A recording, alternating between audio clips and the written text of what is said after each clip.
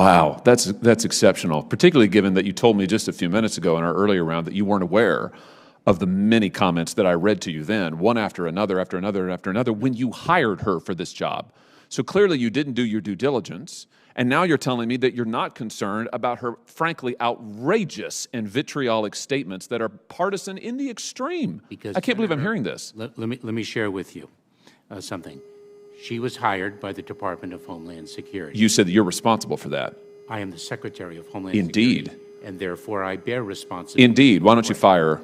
And so she is going to execute her responsibilities in a nonpartisan way and accomplish the mission for which she has been hired. Why don't you just dissolve this board? I mean, you haven't heard a single senator support this board. It is an abomination.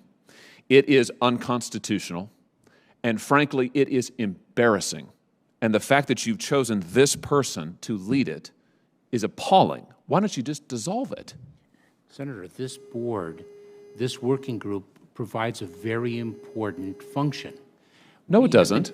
We have been executing our mission to address disinformation that threatens the security of the homeland for years. So what does this board add? Dissolve it. So allow me to answer your question.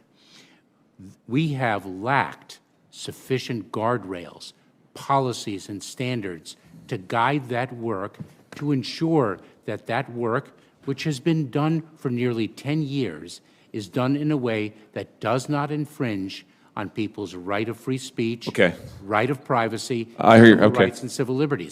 And that's what this working group is going to do. They're going to put the guardrails in place. So just so we understand, you have chosen Ms. Jankowicz, who says that the distinction between free speech and censorship is false, who says that the president's supporters are homegrown purveyors of disinformation, who has called herself the Mary Poppins of misinformation. You've chosen her to create guardrails for the entire federal government for free speech. Senator. I mean, that's exceptional. Senator. That's amazing.